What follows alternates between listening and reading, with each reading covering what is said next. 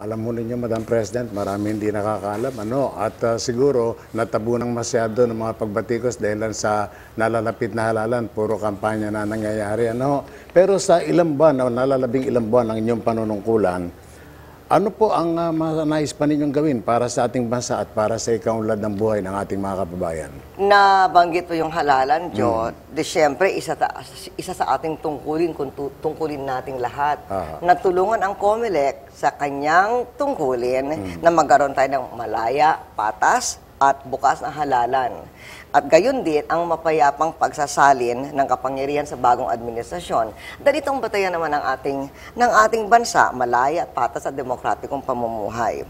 Sa ekonomiya naman, gaya ng sabi ko, marami na tayong nagampanan, ngunit marami pa rin tayong dapat gawin para matulungan ang ating programa para sa mahihirap at para malagay yung mga maipatatag yung mga pundasyon na magdadala sa ating bansa sa pintuan ng first world sa loob ng 20 taon. So kailangan ituloy yung mga hakbang upang yung mga nagawa natin, lalo na yung tinatawag kong 3 E's.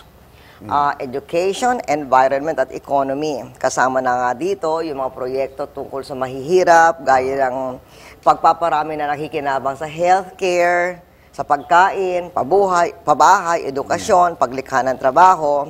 Kasi ito ang mga susi sa pag-angat ng ating bansa at maihanda ang susunod na henerasyon. Itutuloy natin agenda ng 3 E's hanggang sa huling sandali ng ating panunungkulan. At isa pang gusto kong gawin, Joe, bago ako matapos, ay gusto ko na mag-reach out sa kabataan ng ating bansa. Madam President, ang first automated elections mangyayari sa ilalim po ng inyong term.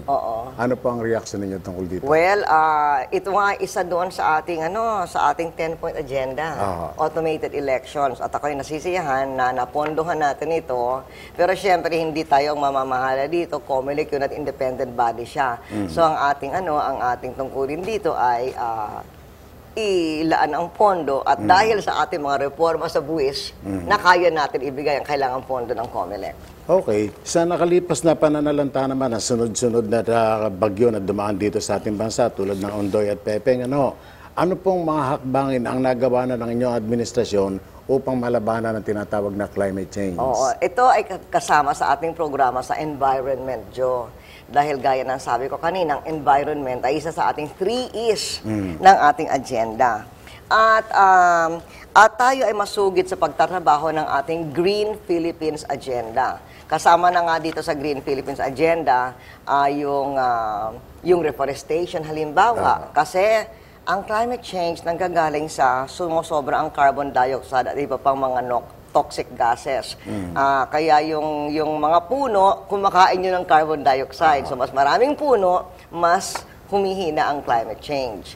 Tapos isa pa, tinatanggal natin yung polusyon ng ating mga basura, at ating mga industriya, sa ating mga kotse. Kasi yung gas na binubuga ng mga kotse, mga pabrika, pumupunta yun sa atmosphere, nagko-contribute sa climate change. Yung basura na nagkakaroon ng methane gas, nagko-contribute sa climate change yun. So itong cleaning up our cities of trash and smokestacks and yung mga gas, yung mga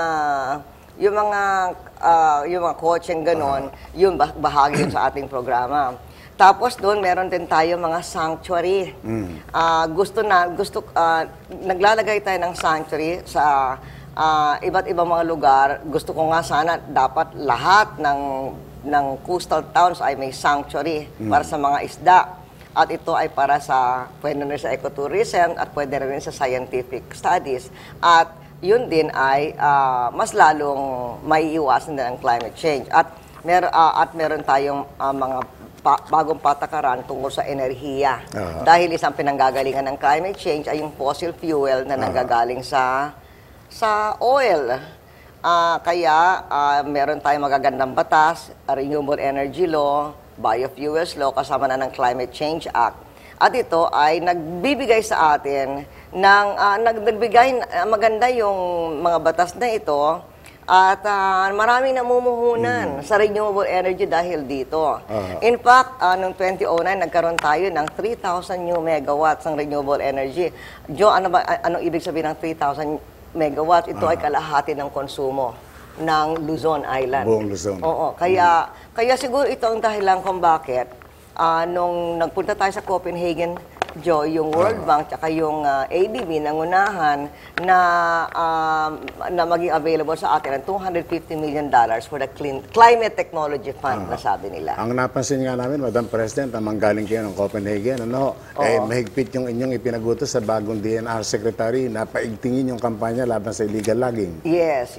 Oo. Okay. Dahil nga, gaya ng sabi ko, yung puno, Yeah. yun ang kumakain ng carbon dioxide na nakakatulong na maiwas ang climate change. Madam President, anong sektor ang may mataas na potensyal na nagbibigay ng maraming trabaho sa ating mga kababayan at ano po ang ginagawa ng gobyerno para matulungan ang mga sektor na ito? Yung tinatawag nating skills-intensive, labor-intensive service sectors, gaya ng ICT, turismo at saka housing. Halimbawa sa ICT, Jo, talagang tinarget natin ito. At kaya noon, halos wala tayong mga call center at BPO nung ako ay nagsimula. Ngayon, magiging $7 billion industry na at number 2 tayo sa India, sa buong mundo, powerhouse tayo. Noong araw yung empleyado dito, 2,000. Ngayon, 500 na.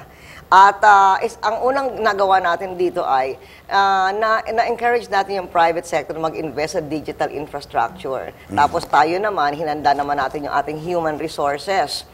Yung pagsasanay, bilyon-bilyon ang ating pinuhunan sa TESDA para magkaroon ng training hindi lamang sa call center kundi sa iba't ibang mga kagalingan. At yung English, nung araw, ang rate of English teaching, 45% lang, tumaas na sa 70%.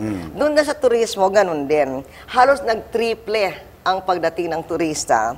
At merong 500 billion pesos mahigit na investment sa tourism establishments ngayon.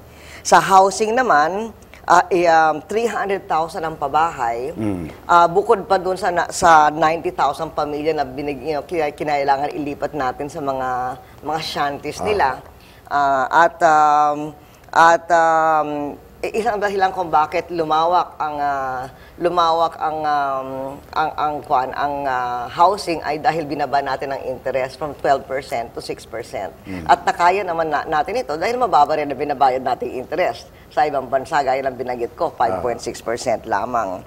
In fact, yung mga nasalanta sa Ondoy at Peping ay napahiraman natin ng 12 billion pesos para magkaroon uli ng bagong buhay at bagong bahay. Nakakatulong yun sa industriyang pabahay. At marami dito sa mga naapektuhan ng Ondoy at Pepeng na i-relocate na sa mga bagong housing units.